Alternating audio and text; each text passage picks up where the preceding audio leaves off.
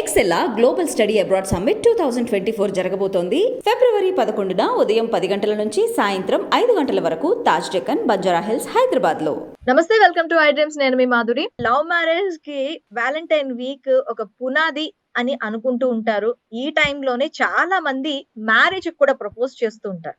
మరి ఈ love marriage చేసుకునే ముందు పిల్లలు అసలు ఆ జంట దేనిపైన అవగాహన కలిగి ఉండాలి, ఏ అంశాల మీద వాళ్ళు పట్టు కలిగి ఉండాలి, ఏ అంశాలు వాళ్ళ ఫ్యూచర్ మీద ఒక కమాండ్ తీసుకొస్తాయి, ఇవన్నీ డీటెయిల్ గా మనతో డిస్కస్ చేయడానికి మనతో పాటు ఉన్నారు సైకాలజిస్ట్ విజయ్ భాస్కర్ గారు. ఆయన అడిగి తెలుసుకుందాం.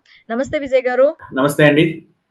విజయ్ గారు, పిల్లలు ఇప్పుడు పిల్లలు అనే కన్నా ఒక జంట లవ్ మ్యారేజ్ చేసుకోవాలి అనుకుంటున్నప్పుడు వాళ్ళు ఖచ్చితంగా తెలుసుకోవాల్సిన అంశాలు ఏంటంటారు? వాళ్ళ మధ్యలోని ఒక బాండ్ క్రియేట్ అవ్వాలి అంటే, ఒక బాండ్ ట్రస్ట్ అనేది లైఫ్ లాంగ్ జర్నీ. అంటే మ్యారేజ్ అనేది ఒక రోజు 2 రోజులు కాదు. లవ్ అయినా బ్రేకప్ అయిపోవచ్చు, కానీ మ్యారేజ్ అనేది బ్రేకప్ అయితే మళ్ళీ సొసైటీలో ఒక ఏహ్య భావం ఉంటుంది. సో ఈ లవ్ మ్యారేజ్ అనే దానికి పిల్లలు ముఖ్యంగా దేనిపైన ఎక్కువగా డెసిషన్స్ తీసుకోవాలి, ఏ అంశాలు వాళ్ళు ముఖ్యంగా నిర్ణయాలు తీసుకోవాలి?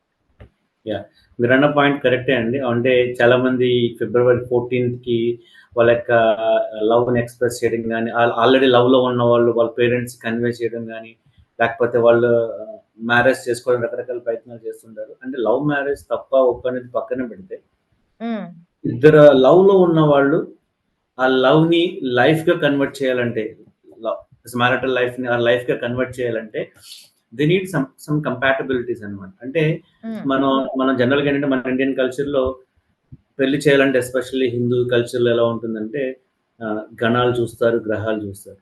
అంటే యాజ్ ఎ సైకాలజిస్ట్ గా అది పక్కన పెడితే, గణాలు గ్రహాల కన్నా ముందు కలవాల్సింది వాళ్ళ యొక్క understanding is more important. Psychological compatibility అంటాం. ఇప్పుడు మన గ్రహాలు గణాలు చూస్తున్నారు. ఈ రోజుల్లో చూస్తుంటే ఎంతమంది లవ్ మ్యారేజ్ చేసుకుని 1 month కో 1 year కో విడిపోయిన లేరండి. ఆ పక్కన పెడితే అరేంజ్డ్ మ్యారేజ్ మనం చూస్తున్నాం. గ్రహాలు గణాలు చూసిన వాళ్ళు కూడా విడిపోయే వాళ్ళు ఉన్నారు. అదే చెప్తాను, నెక్స్ట్ పాయింట్ అది కూడా. అది పక్కన పెడితే కంపాటబిలిటీ ఉన్న వాళ్ళు గణాలు గ్రహాలు అంటే 30కి మా వాళ్ళకి 27 వచ్చినాయి, 28 వచ్చినాయి అని చెప్పేసి పెళ్ళైన 3rd day కో లేదా ఇంటికి వచ్చాడు, లేదా 1 month కో బ్యాక్ వచ్చాడు. I have seen many cases. So ఇక్కడ కలవాల్సింది గణాలు గ్రహాల కన్నా కంపాటబిలిటీ. అంటే మీరు లవ్ నుంచి మ్యారిటల్ లైఫ్ స్టేజ్ కి తీసుకెళ్లాలంటే కనుక సైకలాజికల్ కంపాటబిలిటీ. జనరల్ గా మనం ఏం చేస్తాం అంటే, జనరల్ కొంతమంది ప్రీ మ్యారిటల్ కౌన్సిలింగ్ వచ్చినప్పుడు will go through the compatibility.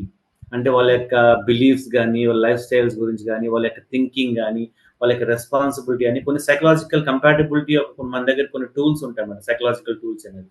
వాళ్ళ యొక్క కంపాటబిలిటీ ఎలా ఉంది అంటే, నేను అదే అసెస్మెంట్ అనేది వైఫ్ అయితే వైఫ్ కి, హస్బెండ్ కి వస్తుంటారు కదా. అంటే పోస్ట్ కంపాటబిలిటీలో కూడా డిఫరెన్స్ వస్తుంది, పెళ్లి చేసుకుంటారు.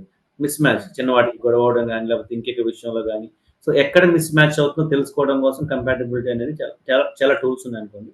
ఆ కంపాటబిలిటీ అనేది చాలా important first of all. Next ఏంటి, కమ్యూనికేషన్. చెప్పండి.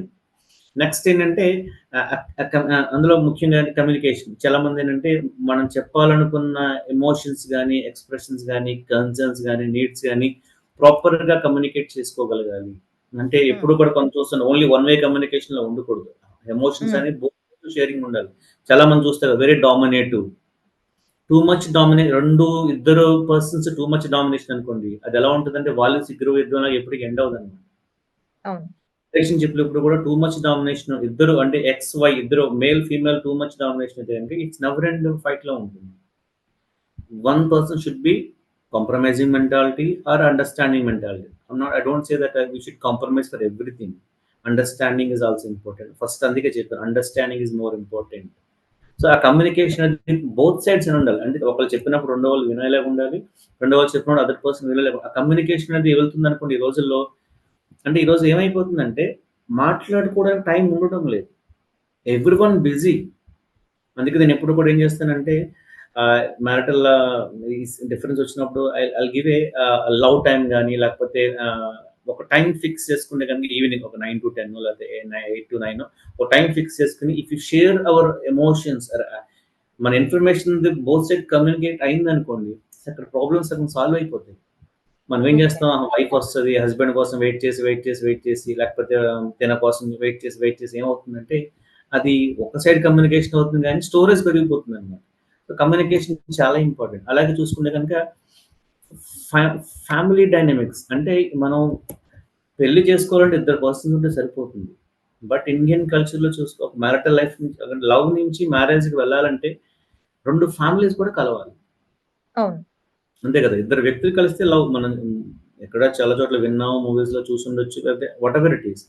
కానీ హ్మ్. ఇద్దరు వ్యక్తులుగా పెళ్లి వైపు వెళ్ళాలంటే 2 ఫ్యామిలీస్ కలవాలి.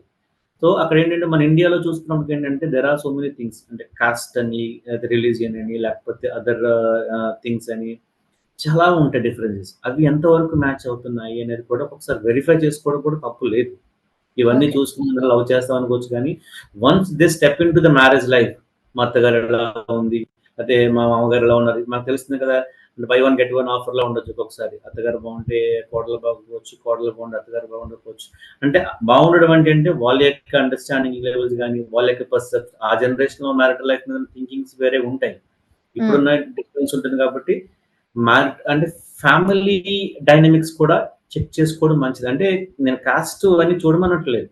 హ్మ్. వాళ్ళ యొక్క ఫాదర్ యొక్క థింకింగ్ ఏంటి? మదర్ యొక్క థింకింగ్ ఎలా ఉంటుంది? ఒకవేళ ఉంటే మనం ఎలా ఉండాలి? హ్మ్. మా అత్తయ్యగారు ఎలా ఉంటే మనం ఎలా ఉండగలగాలి?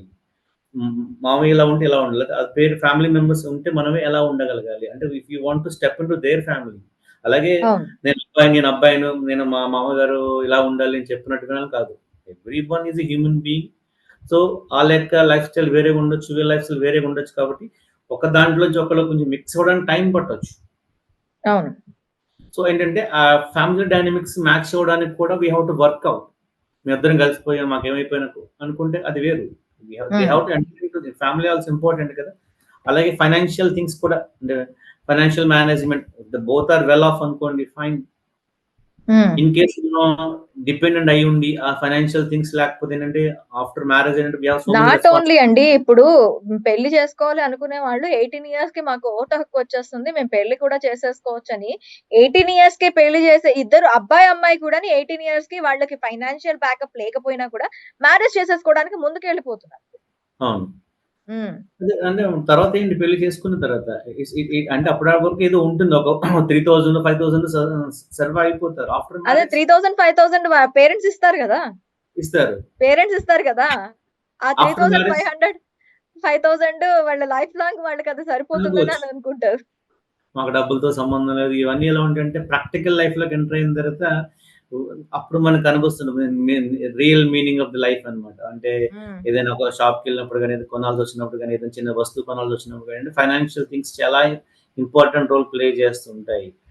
సో, ఫైనాన్షియల్ కంఫర్టబిలిటీ కూడా చాలా చెక్ చేసుకోవడం చాలా అందుకే లైఫ్‌ని మ్యారిటల్ లైఫ్‌ని స్మూత్‌గా లీడ్ చేయాలంటే గనక ఈ చిన్న చిన్న బగ్స్ అనేవి ఉంటాయి. అంటే మీరు చెప్పినట్టు ఏంటి సార్ సైకాలజిస్ట్ అంటున్నారు ఇవన్నీ వెరిఫై చేసుకోవాలంటున్నారు ఏంటంటే ఖచ్చితంగా చేసుకోవాలని నేను సజెస్ట్ చేస్తాను. ఎందుకంటే మనం స్టార్ట్ చేస్తున్నాం. మ్యారేజ్ అయిన కపుల్ ఆఫ్ డేస్‌కి అత్తమామలతో గొడవలయ్యి విడిపోయారని, లేకపోతే మా హ్మ్. అత్తగారితో పడవట్లేదని ప్రాబ్లమ్స్ ఫేస్ చేస్తారు. ఫైనాన్షియల్‌గా అవును. స్ట్రగుల్ అయిపోతున్నామని విడిపోయినోళ్ళు, హ్మ్. ఇంటికొచ్చేసిన వాళ్ళు చాలా కేసెస్ ఉన్నవి. హ్మ్. సో, ఇలాగ చాలా మేమైతే సింపుల్‌గా ఏంటంటే we go through the compatibility. Even hmm. Love marriage అయినా సరే అంటే దే కెన్ అండర్‌స్టాండ్. ఒక ట్రావెల్ చేస్తున్నప్పుడు ఒక 1 ఇయర్ పాటో, 6 మంత్సో, 2 ఇయర్స్ ట్రావెల్ చేస్తే with some certain boundaries. Hmm. Marital లైఫ్‌లో లవ్ మ్యారేజ్ ఎంటర్ అయిన తర్వాత కొంతమంది అన్ని బౌండరీస్ మిస్ అయిపోతుంటారు. సర్టెన్ బౌండరీస్‌తో ఉంటూ they have to understand each other at the same time their other things. నేను చెప్పాను కదా! ఫ్యామిలీ కట్టుబాట్లు గాని, సంప్రదాయాలు గాని hmm. Because we are bounded with all those things. ఈ స్టేజ్ నుంచి నెక్స్ట్ స్టేజ్‌కి వెళ్ళాలంటే ఇవన్నీ చాలా ఇంపార్టెంట్. Okay sir. థాంక్ ఇలా యూ వెరీ చెప్పినవి మచ్. చాలా ఉంటాయనుకోండి. ఆ! Okay sir. Thank you very much. Thank you అండి. రైట్.